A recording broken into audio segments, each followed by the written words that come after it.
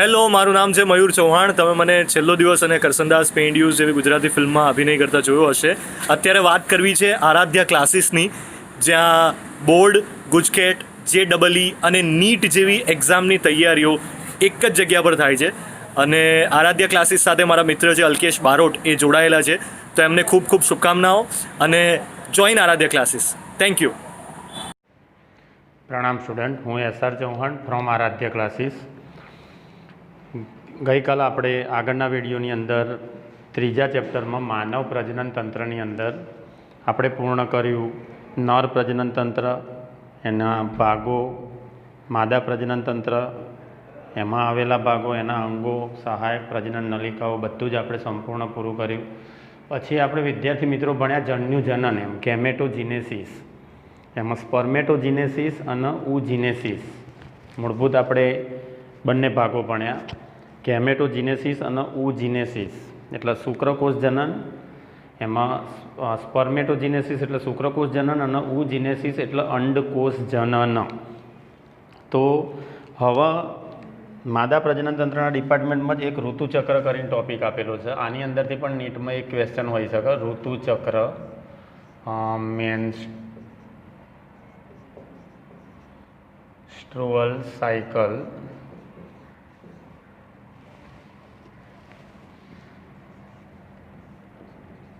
ઋતુચક્ર માનવ, શરૂઆતની અંદર માનવ, એપ્સ, એ બધાની અંદર વાનરો, એપ્સ અને માનવમાં જોવા મળતા પ્રજનન ચક્રને ઋતુચક્ર તરીકે ઓળખવામાં આવે છે. એમ એ ઋતુચક્રની ડેફિનેશન આપી છે, વ્યાખ્યા. માનવ, એપ્સ અને વાનરોમાં જોવા મળતા પ્રજનન ચક્રને ઋતુચક્ર કહે છે. માનવની માદામાં, માનવની આમાં સ્પષ્ટતા કરશું આપણે, તો યૌવનારંભ સમયે ઋતુચક્ર શરૂ થાય, ખ્યાલ આવ્યો, જેને ઋતુસ્ત્રાવ એટલે કે મેન્સીસ, રજોધર્મ તરીકેનું. ઋતુચક્ર બંધ થાય ને મેનોપોઝ તરીકે ઓળખવામાં આવે. ટૂંકમાં ધોરણ 10માં તમારે બે શબ્દો આવ્યા હશે, રજોદર્શન અને રજોનિવૃત્તિ. રજોનિવૃત્તિ એટલે મેનોપોઝ અર્થમાં લેવાનું. એમ તો યૌવનારંભ સમયે રજોદર્શન શરૂ થાય, ઋતુચક્ર શરૂ થાય, અને રજોનિવૃત્તિ એટલે લગભગ સ્ત્રીની અંદર 50 વર્ષની ઉંમરે ઋતુચક્ર બંધ થઈ જાય. તેને રજોનિવૃત્તિ અથવા મેનોપોઝ તરીકે ઓળખવામાં આવે. ચક્રીય ઋતુચક્ર જોવા મળે, ઋતુસ્ત્રાવ જોવા મળે, ચક્રીય એમ ટૂંકમાં, દર મહિને એમ ટૂંકમાં. તો એ સામાન્ય પ્રજનન અવસ્થાનું સૂચક કહેવાય. એમ ઋતુચક્ર બંધ થાય તો એ ગર્ભધારણની નિશાની કહેવાય. એમ એટલે ચક્રીય ઋતુસ્ત્રાવ, ચક્રીય ઋતુચક્ર એ સામાન્ય પ્રજનન અવસ્થાનું સૂચક કહેવાય. જે રજોદર્શન અને મેનોપોઝ વચ્ચે લંબાયેલું કહેવાય. એમ એટલે રજોદર્શન સ્ટાર્ટ થયું ત્યાંથી મેનોપોઝ આવે, એ વચ્ચેનો સમયગાળો જે બી આવે, યૌવનારંભે આપણે કીધું શરૂ થાય, 50 વર્ષની ઉંમરે રજોનિવૃત્તિ સ્ત્રીમાં જોવા મળતી હોય એટલે ઋતુચક્ર એબસન્ટ, ઋતુચક્ર બંધ થઈ જાય. તો એ વચ્ચેનો જે સમયગાળો છે એમ ટૂંકમાં, એનો મતલબ એ રજોદર્શન અને મેનોપોઝ વચ્ચે લંબાયેલું કહેવાય. તમારે લાસ્ટ સેન્ટેન્સ આપેલું છે એમ ટૂંકમાં, રજોદર્શન અને સામાન્ય પ્રજનન અવસ્થા. એમ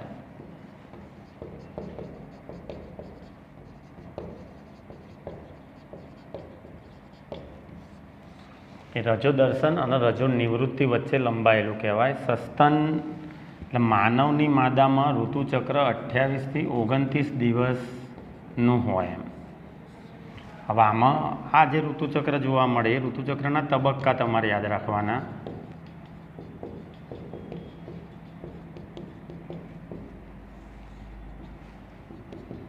પહેલો તબક્કો આવે ઋતુસ્ત્રાવ, જેને મેન્સીસ તરીકે ઓળખવામાં આવે. ઋતુસ્ત્રાવ અથવા તો મેન્સીસ તરીકે ઓળખવામાં આવે. બીજો તબક્કો આવે તમારો પ્રોલિફરેટિવ તબક્કો અથવા અંડપુટિકાનો વિકાસ થાય એટલે પુટિકીય તબક્કો, પ્રસર્જન તબક્કો. પ્રસર્જન શબ્દ પણ આપે પાછળ ચાર્ટ તમે જુઓ ને તો પ્રસર્જિત તબક્કો લખ્યું છે એમ ચાર્ટની અંદર, ઋતુચક્રનો ચાર્ટ જે તમારે આપેલો પેજ નંબર 50 ઉપર એમ, ત્યાં પુટકીય તબક્કો અથવા પ્રસર્જન તબક્કો અથવા પ્રસર્જિત તબક્કો પણ કહેવાય એમ. અને છેલ્લો તબક્કો સ્ત્રાવી તબક્કો અથવા એમાં સીએલનો વિકાસ થાય કોર્પસ લ્યુટિયમનો એટલે લ્યુટિયલ તબક્કો પણ કહેવાય. તો એ પણ તમારે લખેલું છે લ્યુટિયલ તબક્કો અથવા સ્ત્રાવી તબક્કો અથવા સિક્રિટરી ફેઝ. આનું શું નામ આપ્યું આપણે? પ્રોલિફરેટિવ ફેઝ. સિક્રિશન એટલે સ્ત્રાવ એટલે સિક્રિટરી ફેઝ. નામેન્સિસ. ત્રણે ઇંગ્લિશ પણ યાદ રાખજો. અને ઋતુચક્રનો મધ્યનો એક દિવસ યાદ રાખવાનો. ઋતુચક્રમાં પહેલો દિવસ, બીજો દિવસ, ત્રીજો દિવસ એમ કરતાં કરતાં 14મો દિવસ આવે ઋતુચક્રના મધ્યમાં, જેને 14મો દિવસ કહેવાય એમ ટૂંકમાં. એટલે આ 3 થી 5 દિવસ સુધી ચાલે એમ ટૂંકમાં. જૂની ચોપડીમાં હતું 1 થી 5 દિવસ એમ.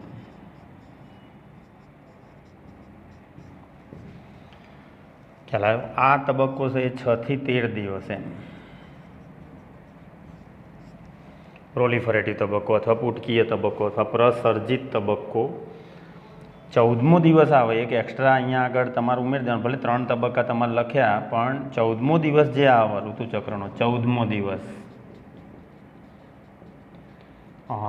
એના ઓવ્યુલેટરી ફેઝ કહેવાય એમ. ઓવ્યુલેટરી ફેઝ,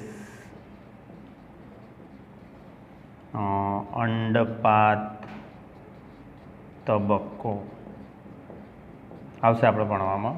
કે પૂર્ણ વિકસિત પુટિકા હોય એને ગ્રાફિયન પુટિકા કહેવાય. 14મા દિવસે LH એની ઉપર કામ કરે. LH એટલે લ્યુટેનાઇઝિંગ હોર્મોન. એ ગ્રાફિયન પુટિકાને તોડ નાખે એટલે ગ્રાફિયન પુટિકા ફાટી જાય. એટલે ગ્રાફિયન પુટિકામાંથી દ્વિતીય પૂર્વ અંડકોષ અને પ્રથમ ધ્રુવકાય બહાર આવી જાય. એટલે અંડપિંડમાંથી અંડકોષ બહાર આવી જાય પ્રક્રિયાને કહેવાય અંડપાત અથવા અંડકોષપાત. ઇંગ્લિશમાં ઓવ્યુલેશન એટલે ઓવ્યુલેટરી ફેઝ તરીકે પણ ઓળખવામાં આવે. એ 14મા દિવસે થાય ઋતુચક્રના એમ. અને પછી ગ્રાફિયન પુટિકા ખાલી થઈ જાય, એમાંથી અંડકોષ બહાર આવી જાય એટલે ખાલી અંડપુટિકા છે ગ્રાફિયન પુટિકા. ખાલી થયેલી ગ્રાફિયન પુટિકાનું નામ આપી દેવામાં આવે CL, કોર્પસ લ્યુટિયમ. અને પછી એ કોર્પસ લ્યુટિયમ પ્રોજેસ્ટેરોનનો સ્ત્રાવ કરે. કોર્પસ લ્યુટિયમ દ્વારા ઉત્પન્ન થતા અંતઃસ્ત્રાવો તો 2 યાદ રાખવાના, એક પ્રોજેસ્ટેરોન અને બીજો રિલેક્સિન. અંડપિંડના 3 અંતઃસ્રાવો મેં તમને કીધા છે, ઇસ્ટ્રોજન, પ્રોજેસ્ટેરોન અને રિલેક્સિન. ઇસ્ટ્રોજન અંડપુટિકા દ્વારા ઉત્પન્ન થાય, જ્યારે રિલેક્સિન અને પ્રોજેસ્ટેરોન ઉત્પન્ન થાય કોર્પસ લ્યુટિયમ દ્વારા અથવા ખાલી થયેલી ગ્રાફિયન પુટિકા દ્વારા. પણ રિલેક્સિન ગર્ભધારણના અંતિમ સમયે ઉત્પન્ન થાય. ખ્યાલ આવ્યો? એમાં અંડપિંડના 3 અંતઃસ્રાવોમાં સ્ટીરોઇડ અંતઃસ્રાવ કે લિપિડના બનેલા અંતઃસ્રાવ તો ઇસ્ટ્રોજન અને પ્રોજેસ્ટેરોન એમ. અને રિલેક્સિન યાદ રાખવાનો પ્રોટીનનો બનેલો અંતઃસ્રાવ કહેવાય, પેપ્ટાઇડ અંતઃસ્રાવ કહેવાય. એટલે માદામાં અંડપિંડ દ્વારા ઉત્પન્ન થતા પેપ્ટાઇડ અંતઃસ્રાવનું નામ આપો તો રિલેક્સિન યાદ રાખવાનું એમ. તો ઋતુસ્ત્રાવ, પ્રોલિફરેટિવ તબક્કો અને સ્ત્રાવી તબક્કો અથવા લ્યુટિયલ તબક્કો અથવા સિક્રેટરી, 4 ફેઝ મેં તમને કહી દીધા અહીંયા આગળ. મેન્સિસ ફેઝ, પ્રોલિફરેટિવ ફેઝ, ઓવ્યુલેટરી ફેઝ અને સિક્રેટરી ફેઝ. બાકીના 15 થી 28 દિવસનો જે ગાળો છે એમ, આ 14મો દિવસ કીધો આપણે, 15 થી 28 દિવસ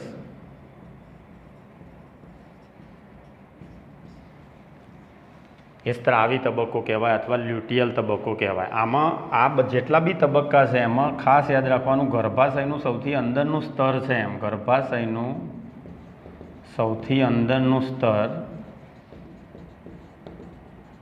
કયું કીધું? સૌથી અંદરનું સ્ત્રાવી સ્તર એન્ડોમેટ્રિયમ ચક્રીય ફેરફારોમાંથી પસાર થાય છે.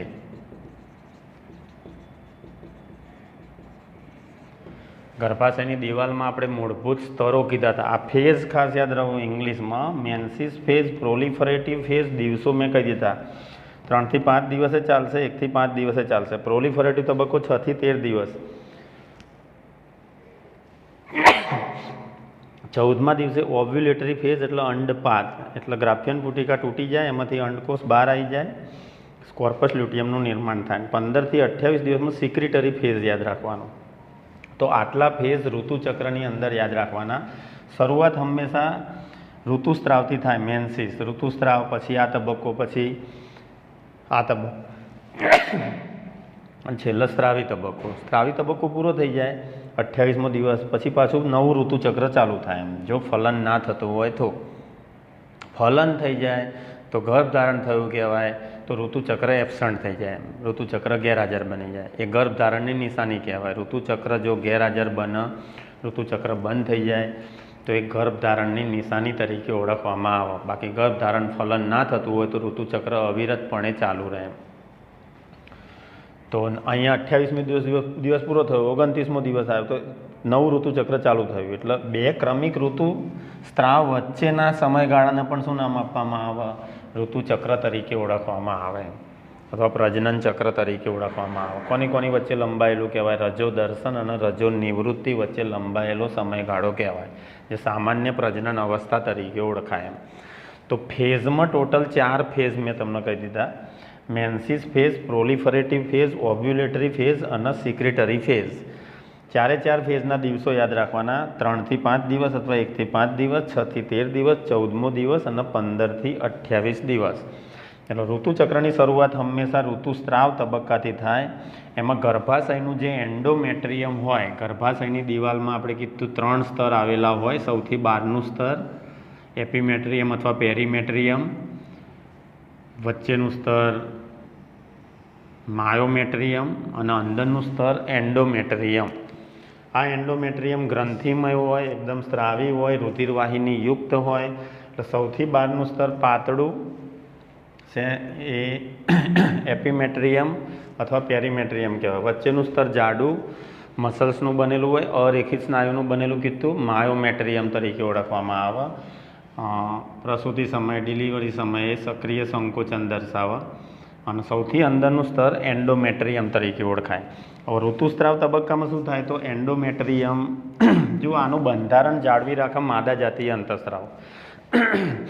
ગર્ભાશયની દિવાલનું બંધારણ જાળવવામાં અગત્યનો ફાળો આપતા અંતઃસ્ત્રાવો ઇસ્ટ્રોજન અને પ્રોજેસ્ટેરોન હોય, માદા જાતીય અંતઃસ્ત્રાવો. પણ એમના પ્રમાણમાં ફેરફાર થાય. દાખલા તરીકે એમનું પ્રમાણ નહિવત થઈ જાય એમ તો એન્ડોમેટ્રિયમનું બંધારણ જળવાય નહીં. એટલે આ જે તબક્કો છે એ દરમિયાન સ્ત્રીની પછી છેલ્લા આપણે ગ્રાફ દોરીએ આખો, એની ઉપરથી કઈ રીતે MCQ પૂછાય, ચાર્ટ એ સમજીએ. પણ ઋતુસ્ત્રાવ શરૂ થયો, ઋતુચક્રનો પ્રથમ તબક્કો, તો 1 થી 5 દિવસના ગાળા દરમિયાન માદા જાતીય અંતઃસ્રાવોનું ઓછું પ્રમાણ હોય, નહિવત પ્રમાણ હોય ઇસ્ટ્રોજનના પ્રોજેસ્ટેરોન. એટલે એન્ડોમેટ્રિયમનું બંધારણ જળવાય નહીં, એટલે એન્ડોમેટ્રિયમ ફાટી જાય.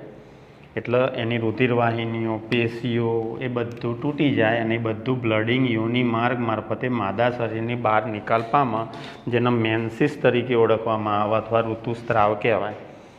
અને સરેરાશ 50 થી 150 ml, આ લખી નાખજો, બુકમાં નથી આપ્યું, 50 થી 150 ml જેટલું બ્લડ માદાના યોની માર્ગમાંથી બહાર નીકળે એમ શરૂઆતના 1 થી 5 દિવસના ગાળા દરમિયાન અથવા 3 થી 5 દિવસના ગાળા દરમિયાન 50 થી 150 ml જેટલું બ્લડિંગ થાય, જે એન્ડોમેટ્રિયમની રુધિરવાહિનીઓ તૂટવાથી એ બધું બ્લડ, એ બધી પેશીઓ, એ બધો નકામો કચરો યોની માર્ગમાં થઈને બહાર નિકાલ પામે, એને ઋતુસ્ત્રાવ તરીકે ઓળખવામાં આવે.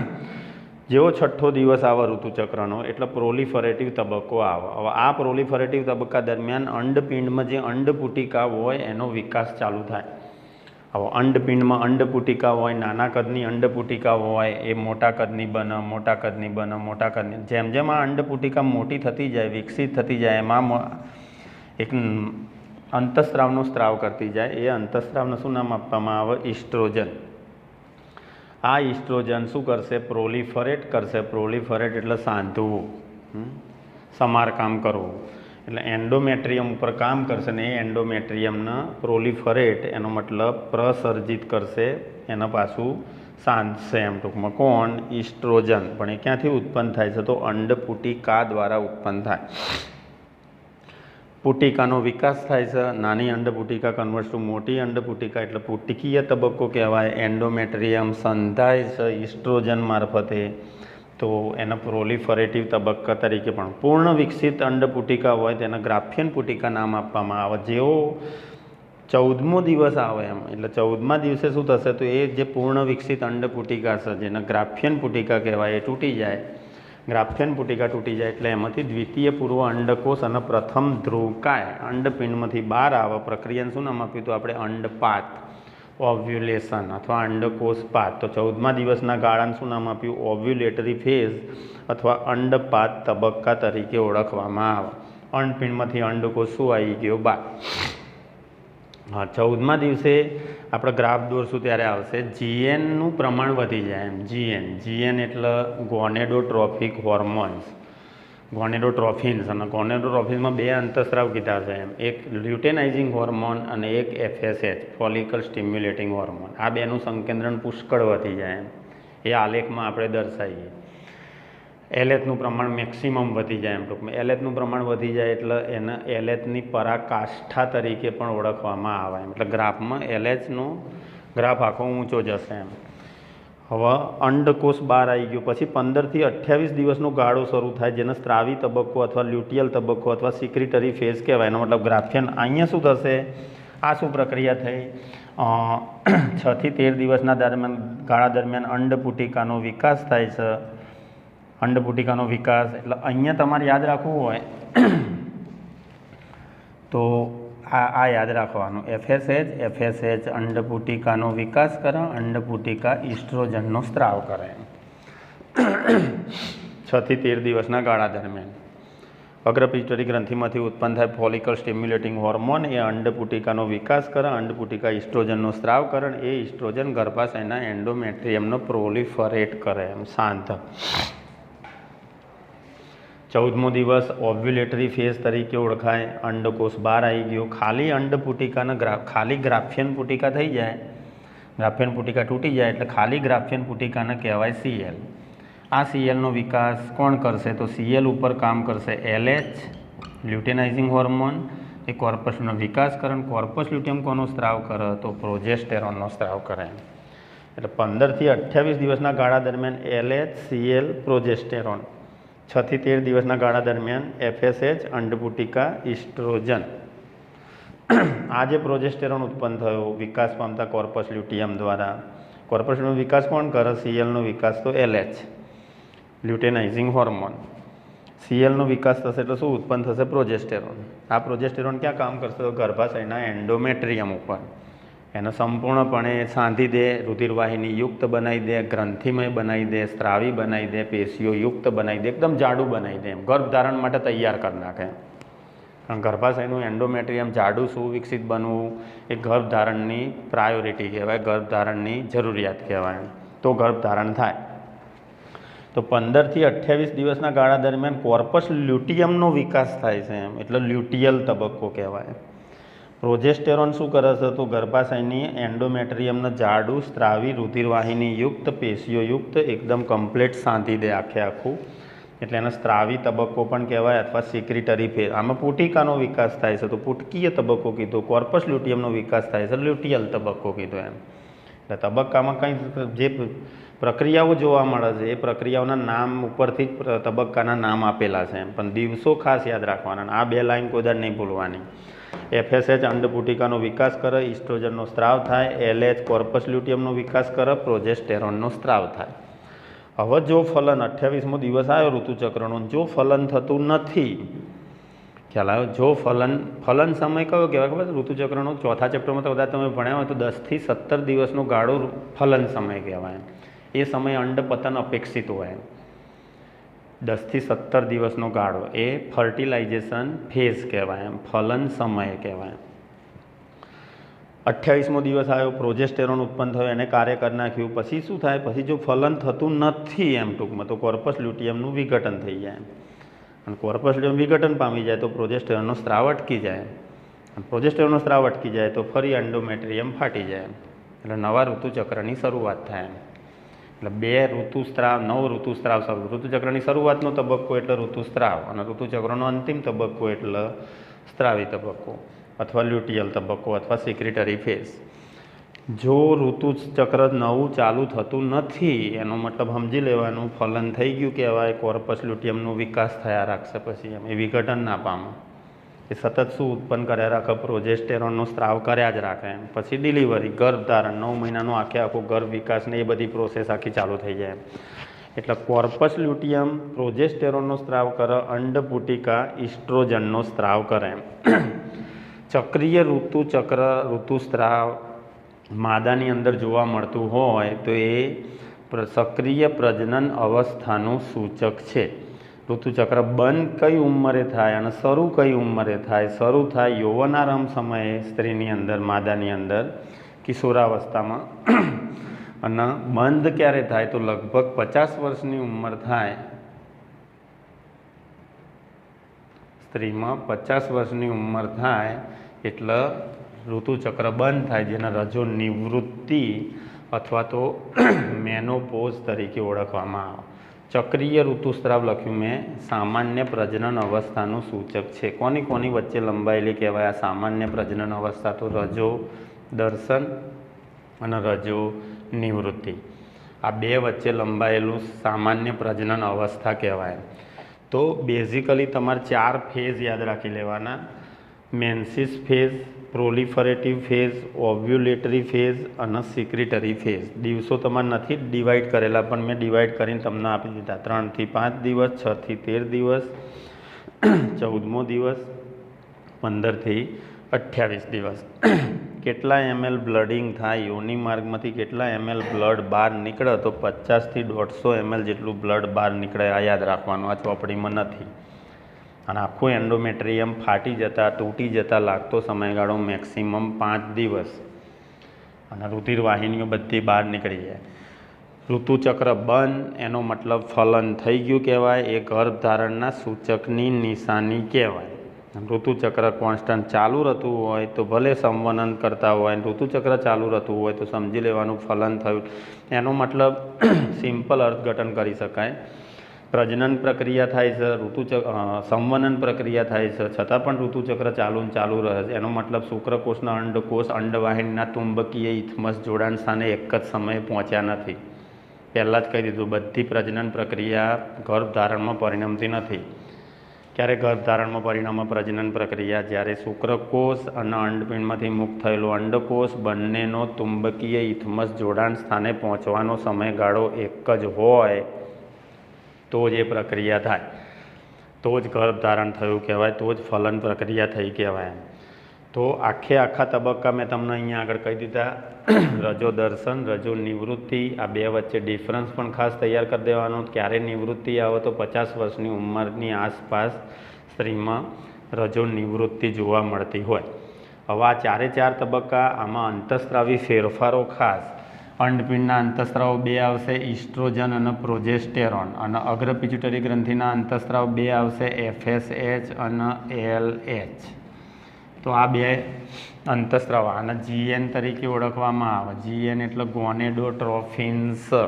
ગોનેડોટ્રોફિન્સમાં ફોલિકલ સ્ટિમ્યુલેટિંગ હોર્મોન અને લ્યુટેનાઇઝિંગ હોર્મોન. અંડપિંડના અંતઃસ્ત્રાવમાં ઇસ્ટ્રોજન અને પ્રોજેસ્ટેરોન.